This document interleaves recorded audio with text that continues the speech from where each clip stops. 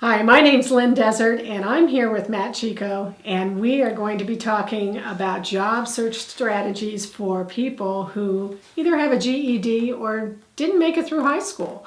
And so we'll be back with you in just a second.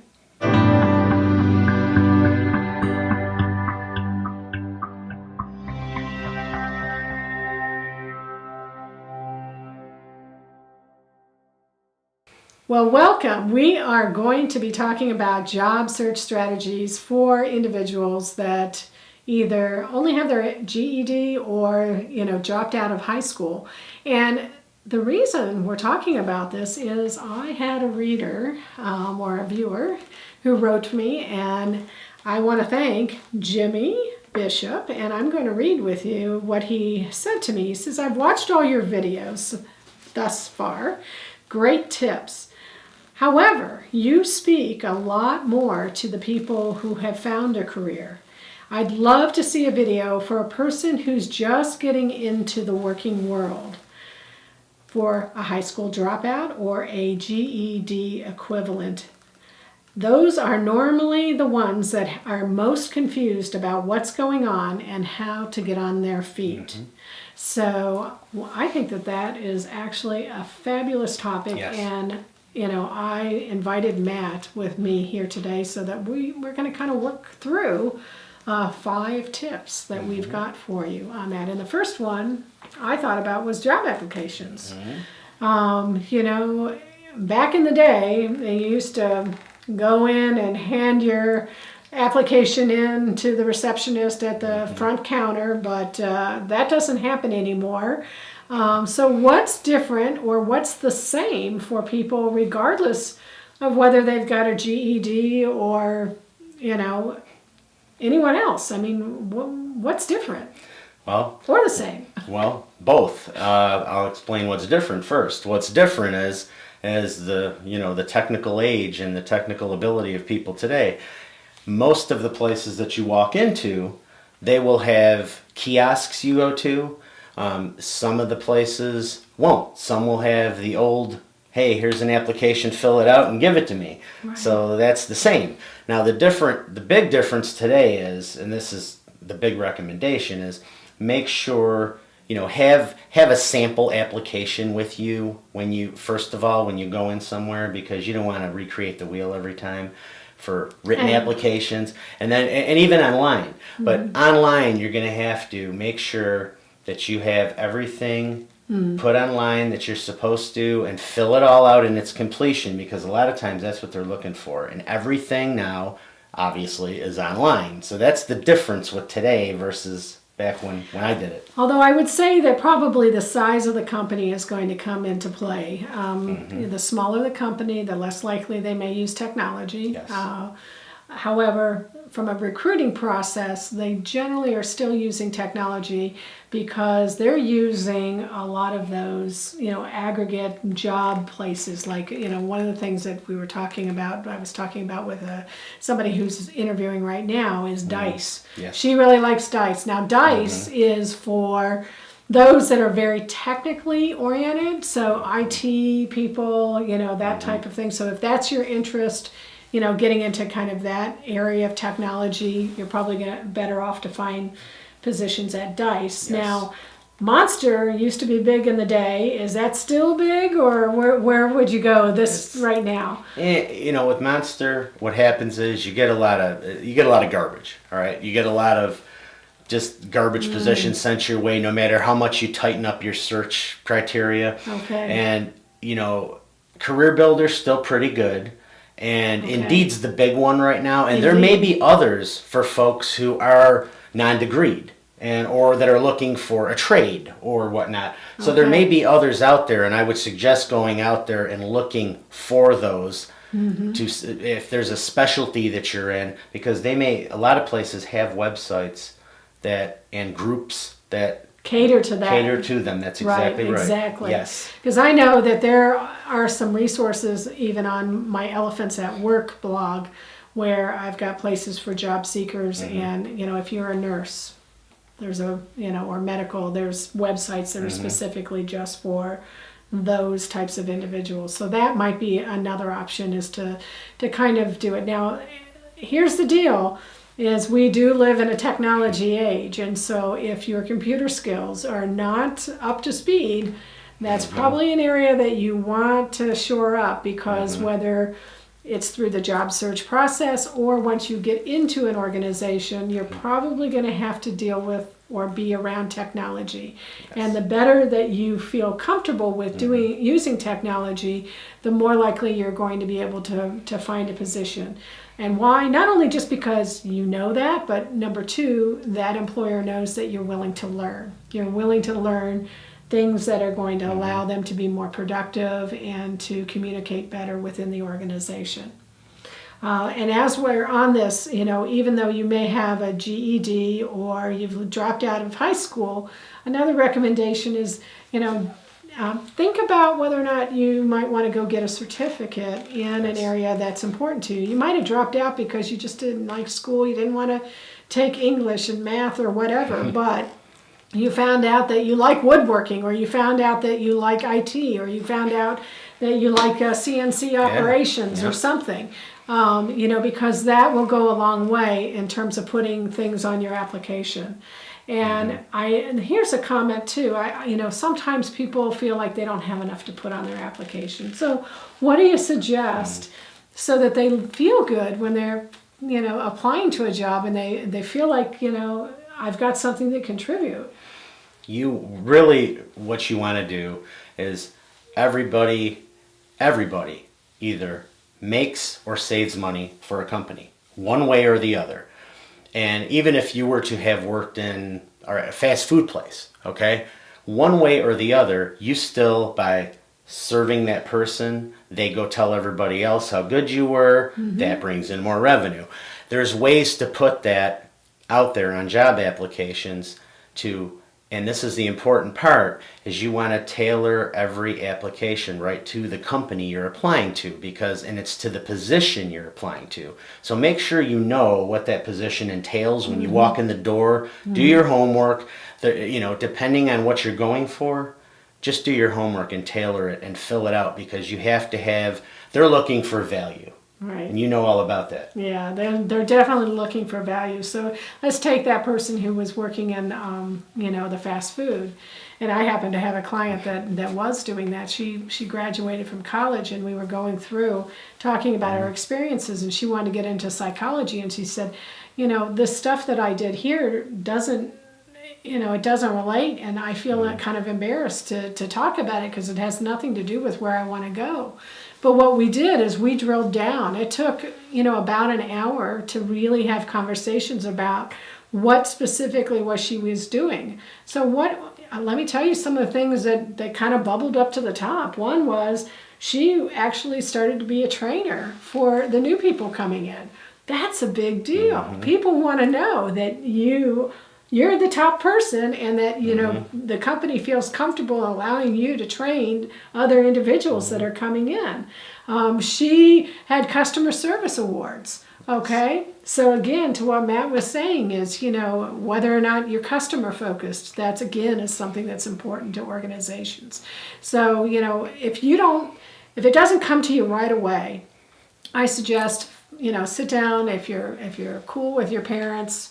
Because they'll probably be able to ask some of the questions, or one of their friends, or even, somebody else who might be in the job market that, can drill down a little bit and ask you some questions around the specific tasks, the specific outcomes or value that you have. Those are things you want to glean. Those are the things you want to put on your job application. The second thing I want to talk about is about networking. And I know that we talk about networking for a lot of other groups, but I challenge Matt to really, let's hone in on, this type of individual who it's your first time out, you're looking for a job. It's a little scary. In fact, it's probably a lot scary to go out there. And where do you go? Because you don't want to show up necessarily at a professional association. You'll feel like you're a duck out of water. And where does somebody go to network? The broad answer is everywhere. What you really you really are, you're always networking. And especially coming up here, holiday wise, anywhere you go, anytime, network, talk to people. Because in 2 seconds into a conversation, somebody's going to say, "What do you do?" Right? And everybody knows, everybody's going like this, right, on the other end, right? Yeah. So that's what happens. So it's so easy. It's so hard not to talk about that. So there's forums you can go to that are a lot less stuffy, than professional organizations and stuff Right. that you'd walk into, especially being non-degreed, or maybe you want to trade or something. You're not going to feel comfortable, and I wouldn't either. So you want to do that, and you also want to tap all your friends, all your family, let them know what you're looking for. Because they know people, and they know people, and they know people, and it's pretty Right. powerful. And you also want to go places where people congregate, and where they go is, you were talking about the coffee shops. Yes, near where they work, yeah. Right, near where they work. There's traffic coming in and out all the time, but there's also other people who are not necessarily working, or they may have their small business, and that's where they kind of have their office. And so you can sometimes get into conversations with that. There could possibly be some job networking groups too. That might be, if you do a simple search, job networking in your city and state, it'll pop up several different groups. Some of them may be a little more professional oriented, but I will tell you that I find that most of them are very welcoming to anybody that comes in, because they may come across jobs that are not high enough level for them, and so they're more than happy to pass those leads on to you.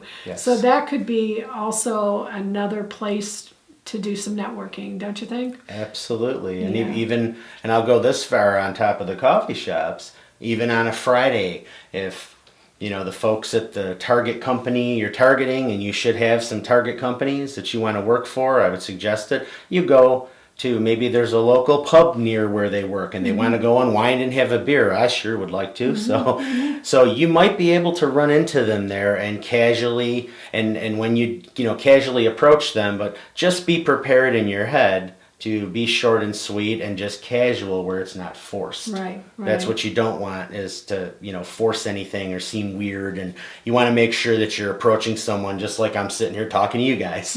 And another place that I was thinking about is the local unemployment office. If you go down and you register down there, there's a couple of things. There's employers who post jobs. You'll be able to have access to their database and potentially get in. And they may also have some on-the-job training programs that you could get involved in, or oftentimes there's funding available to be able to go towards those certificate programs we talked about earlier. But the other final thing around that is there are job fairs and career fairs, and they oftentimes know where they are being held. And if they don't, those job networking groups that we talked about earlier will know about them and go to them. I mean, they'll be in the paper. I mean, they'll be advertised, because they're trying to find talent. We are now in a place within the United States where we have a shortage of talent. And so, do whatever you can to make yourself as marketable as you can, and to present yourself, and make sure when you do go there that you are presentable in terms of how you look, which hopefully I'm going to get Matt back to do another video about that. We've been brainstorming around that, but I'm not putting a dress on. That's a separate video. And to add to that, which is very important, when you go, a lot of people out there are going, job fairs, they're a big waste of time. No, especially if you are a tradesperson, non-degreed, maybe you got your GED, whatever. These places, a lot of times, they'll list the companies and do your research and target. You got to go in with a game plan. If you go in with a game plan, you're going to be less frustrated. If you just go in and just say, hey, I'm just going to go walk around and apply to this, that, and the other, whatever catches my eye, you're going to get so agitated and frustrated. And that's why a lot of people don't like these. And there are job fairs that are specifically, there was one here in Charlotte, a huge one a while ago, focused right towards, say you were in retail, There was a big retail one here before. Right. So they're different. Manufacturing's another one where they do a lot Yes. of hiring too. So they're out there. So just be prepared and go in with a plan in mind. Great, great. So let's move on to our third tip, and we're going to talk just a little bit about social media. And is it that important? Social media? I mean, how can anyone use it? What do I use? Where do I go? What do I do? Talk to us. It's not just important, it's vital today. Especially when you're looking for a job. I don't care what level you're at, it doesn't matter. So with everybody has heard about LinkedIn. LinkedIn is the #1 professional networking tool out there. But a lot of people think, oh, it's just for upper level. Not necessarily. And there are groups for almost every single thing that you do out there. So if you're in CNC machining or wannabe, there's a million groups for it. If you are in basket weaving, there's groups for that because there's over a million groups out there. I'm not kidding you. So getting out there, and even if you didn't want to create a profile, you're better off creating a shell profile. Just go out there and search because it's a plethora of information. And for younger folks than myself, you're going to want to hit definitely Instagram, and there's still Twitter, and that's big because a lot of people are out there, and there's a lot of things on Twitter that I would tell you to search for. If you search for job search strategies for Twitter, you'll be shocked at what's out there for a lot of millennials and everything. A lot of recruiters use Twitter to post their jobs because it's free. Tweet my jobs is where to go. Absolutely. Good tips. So the next thing I'd like us to talk about is you've got this really cool concept. You call it the mentor approach. And I'm just curious, it sounds like it might be something different. I mean, I really haven't heard about this. And is this something you share with your clients? Yes, it is. Okay. I share it with clients, I share it in workshops, and it's effective. It works. And what I'd ask you to do, because you've done this very well and you've had stuff out there about this before, is can you define for our good folks what exactly is a mentor? Oh, a mentor. Okay, so a mentor is a person that you develop a relationship with, and it's a two-way street. And here's the thing is you can't just walk up to somebody and say, oh, Matt, you're my mentor. It's something that kind of evolves. And, we start a relationship and pretty soon we're going back and forth. But the mentor generally is somebody who is at least 1-2 positions higher than where you are, kind of along that career path of where you want to go. They can help give some advice, give some tips, can help you, when you get stuck, just give you some suggestions. They're not there to find your job for you, but they certainly have, they've been down that path and they've got a lot that they can share with you. So and what I will do also is below, I will link, there's an article I've written about what is a mentor and what the difference between a mentor and a coach and a confidant is. And if you're interested in it, you can read more about that. Excellent. But so back to you. Talk about this cool mentor approach. Yeah, thank you. That's great defining that for them. What the mentor approach is a mentor, obviously, adding on to what Lynn said, you want somebody to be able to guide you, direct you. You want to be able to glean some information from them because they are, like Lynn said, higher up level, in a higher up level position than you are, or maybe you just are looking for a job and they are in one of your target companies, and you should have target companies. And so you can use all the social media that we talked about, all the ways you can use that to find somebody in that company. Let's say we're targeting one company here. Right. And you can also go to a coffee shop near where they work, because they may be having coffee in there. You can see if they're around. You can even, this sounds pretty bad, but you can even, one day you can even show up and you can go in and try to, and even walk in the place and walk in the lobby and ask a question or something. And why I'm saying that is because you can even know, if you can figure out when this person typically gets to work, because you've seen them online hopefully, you can figure out that maybe they go to on Friday. They go to a pub nearby and they have a beer after work, and you Just can be go in careful. there. Don't look like you're stalking them, though, please. No, You know? do not do that. I know. No, don't stalk them. No, don't stalk stalk them. But the idea is you want to be able to ask them typically it's through email, social media, whatnot. Would you please meet me for a cup of coffee somewhere near where you work? Make it easy on them. And the bottom line is, you just want to ask them for guidance and direction. I want to do what you do one day. I don't have the experience yet, and that's why I wanted to talk to you, because obviously you're really good at what you do, and I would love to, and they love that, by the way. So I would love to talk to you about it. Whatever you do not ask them for a job. You'll hear a click. That'll be it. That's it, yeah. Yes, Nobody likes to, have somebody asking for a job. Okay, let's say you get a meeting. Yep, so if you get a meeting. What happens when you get the meeting? Is there something you have to do to make that meeting work really well? It's a little tricky, too. It's kind it of is? cool, yeah. Uh-oh. It's fun. Uh-oh, I think we got a secret sauce coming. It works. So when you show up, make sure that you have a prepared set of questions that you're going to ask. And the big question really is what you said before, is, hey, I'm looking for some guidance, direction. You get the idea. You're where I want to be one day. I need to figure out how I can gain that experience and get to the path that you've done. You've done great for yourself. Always keep telling them, they're great. They love to talk about that. And they should be, because they're proud of where they are. They worked hard. So you get them talking about everything right until your hand falls off. The only thing you want to show up with is something to write with. You want a pen and a piece of paper. So what are we missing?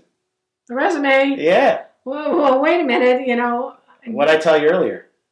Not to do. Oh. Don't ask for the job. And if you show up with a resume, what do you think they're thinking? Yeah, they're thinking you're going to have... Yeah. They're at, what I would be thinking is, you want me to find your job for you. Correct. So So what you do, and you should be, because you're job searching, you should always have resumes with you in your car. And just typically you bring them in, right? Well, don't bring them in this time. So what do you think's going to happen, Lynn, after this person is graciously done with telling you all about them? What do you think they're going to do? They're going to say, what can I do to help you? Exactly. And when they do, you're on. Make sure that you have a good description in your head, brief to the point of where you want to go, what you want to do, and you want the help from them is how to get there. That's the missing link. Okay. So they're eventually either A, going to ask you for a resume, right, or B, when they're done and you were on, you're telling them all about yourself, say, hey, look, if I could, like I said, I just want some direction and guidance. If there's any way I can give you a resume just to help me out, and this way you can kind of see where I'm trying to go, and maybe you can give me some guidance on that, I'd really appreciate it. Again, you're not asking them, saying, hey, let me give you a resume so maybe I can get a job, and they're no. And then you say, excuse me for 1 second, because like I said, I just wanted some guidance from you. Let me go out to my car, because I usually carry them with me, but I didn't bring it in here because I wasn't asking you. Oh my gosh. So, and you go out to your car, and of course you have them. Tricky. Walk in, here you go. That's the idea. Okay. And you continue to cultivate that relationship with that person. Yes. That was your beginning. Right. To keep it going, as you said earlier, don't be a pest. Right. Don't be a pest. And, remember, it is a relationship. And if they are giving of their time to help you, one of the best ways you can do to return that favor is that when you do land a job, wherever it is to write a thank you note to them or call them up, send an email, whatever you want to do, and let them know that you got the job and you really appreciate that they helped you along the way. Absolutely. Yeah. And the last thing you want to do is, once you do that, go be a mentor yourself. Help somebody else. Pay it forward. Pay it forward. Great advice. The final thing I really want to kind of touch base with, and this is kind of a little old school, but I really think it works, is write an old-fashioned letter. And, especially this works really well with small companies. It could be maybe 200 or less employees, I would say, is probably your sweet spot. And, send it to the CEO, let the CEO know who you are, why you want to work for him, why you want to work for the company, and what value do you bring to that organization? Now go back to what we talked about earlier around job applications, and we really we dialed into some of the nitty gritty of what's your value proposition, why what is it that you can do. Make sure that you include that in the letter. And I think you'll be surprised that because if you make a good enough case, companies those size, they have a lot more flexibility about adding positions, especially when they find somebody that they really want to bring in.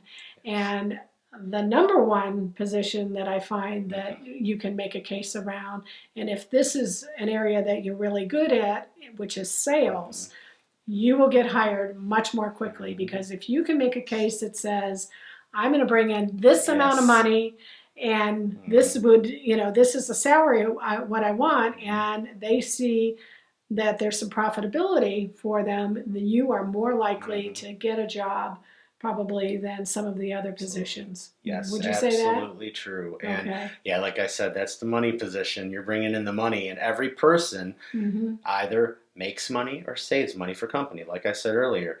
The other thing is, Lynn, is usually, I don't know what the stat is now, but a few years back, I mean, it was like about 30% of companies, and more so smaller companies like we're talking about, would be happy to create a position for somebody because they're hungry. They want it. They're going to work.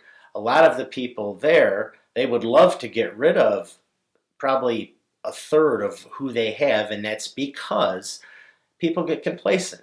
Lazy, complacent, because they've been there a long time. And that's just how things work. So if they were able to replace those folks and given the opportunity, they would do that. So if you come in and you present yourself correctly and do the right things and showcase your value to them, guess what? They may create a position for you. Wonderful. So with that, I hope, Jimmy, we did you proud, and that we gave you some tips, at least something that you can work from. And I wish you all the luck in finding your next position. And hopefully some of these tips will help other people in our audience. And I'm looking to bring Matt back to work on this interviewing, in terms of what to wear, not to wear. I think that'll be a really fun one, especially with Matt. Yes. So until next time, we will catch you later. Take care.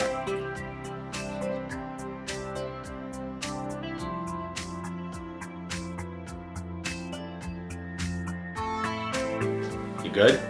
All right. Oh my God. There we go. That's funny. I know. How could we do that whole take I don't know. and not record it? Okay, retake. Yeah. Yeah. Anyway.